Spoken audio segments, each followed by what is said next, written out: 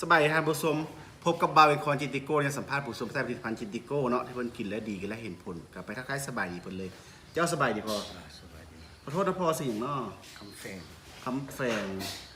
นามสกุลอย่างพอ เตียนเชียงดาว คำแฝงเรียนเสียงดาวเนาะปัจจุบันอายุปีแล้วพอ 60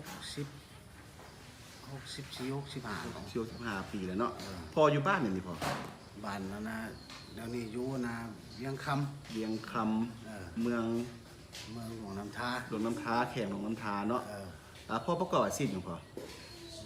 พนักงานพักผ่อน โอ้พนักงานบำนาญเนาะ พนักงานบำนาญ เจ้าก็อยากถามพ่อว่าให้ได้พ่อจริงได้มาฮู้จักผลิตภัณฑ์จิติโก้เฮายังพ่อเป็นปัญญาเนาะ เป็นอัมพาต อัมพาตเนาะ เป็นอัมพาตผู้ใดเมื่อปัวจีนเมื่อปัวอยู่เวียด เจ้าก ลับมา เจ้า บ่น่าก็บ่ดีเมื่อปัวนะ บ่ดีเนาะ เออ และเฮ็ดจังได๋ได้จังฮู้ผลิตภัณฑ์จิติโก้เฮาได้ฟังเพิ่นเว้าบ่ ฟังวิทยุ ฟังวิทยุโอ้ว่าเฮาเอามาพึกมาพาดเฮาพ่อก็เลยซื้อมากินเนาะเจ้า ก็เลยซื้อมากิน โอ้กินหมดจะกลับพ่อ 6 กับ 7 กับโอ้ 7กับท่านผู้ชมแล้วกินจะกลับจะเม็ดแรกที่ว่าพ่อยังรู้สึกว่าพ่อดีขึ้นที่เป็นอัมพาตนี่นะเจ้า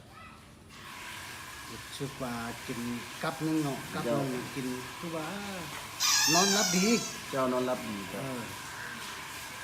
นั่นน่ะนอนบ่หลับ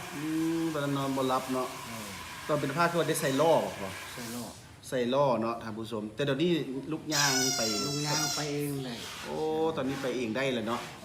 ถือว่าก็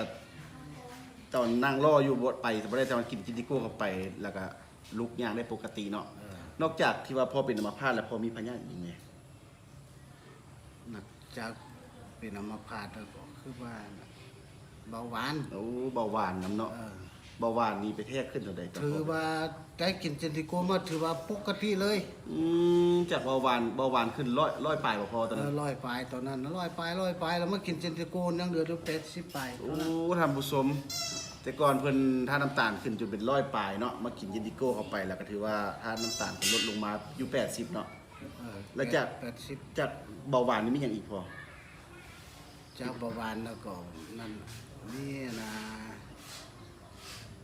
ตังทรงแดไขมันแด ไขมันเนาะ เออ เป็นหลายพยาธิเติมเนาะพอเนาะ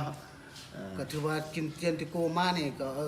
ถือว่าไข้ขึ้นเป็นบ่ ไข้ขึ้นเบาโตเบาคิงขึ้น กินข้าวแซ่บ กินข้าวแซ่บนอนก็หลับ ข้าวแซ่บนอนหลับเนาะ เออ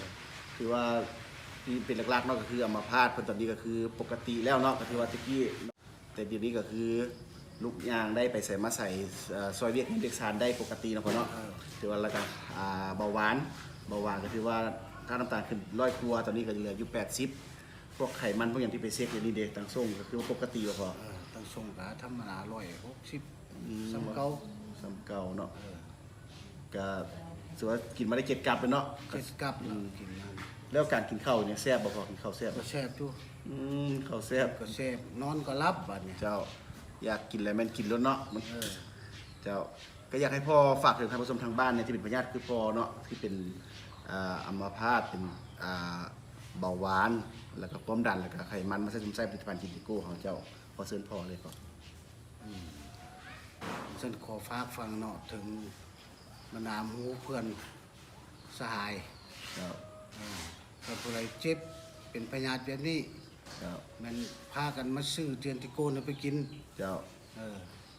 ถือว่าพอกินแล้วก็เห็นผลเนาะ ถือว่ากินมาแล้วเห็นผลแล้ว เจ้า ถือว่าดี เป็นต้นแมันเบาหวาน เป็นต้นเป็นเบาหวานเพิ่นครับประกันว่าเบาหวานนี่เนาะ รับประกันว่าเบาหวานในห้อยชะน้อย เจ้า จากร้อยไปมากินอันนี้ยุดตึงเลย เจ้า กินเจนติโกเนี่ย เจ้าก็ถือว่าทางกิจกูบริมาซื้อจ้างพ่อเนาะ เออ อันนี้คือว่าพ่อกินแล้วเห็นผลแท้ก็เลยได้ให้ทีมงานมาสัมภาษณ์ฮอดดอกน้ำทาเนาะเจ้าสุดท้ายนี่เขาบอกขอบใจพ่อหลายเนาะให้พ่ออายุมันควรยืนเป็นภูมิโฮมไซลูกให้เต้าให้ครอบให้ครัวเนาะเจ้าขอบใจทางผู้ชม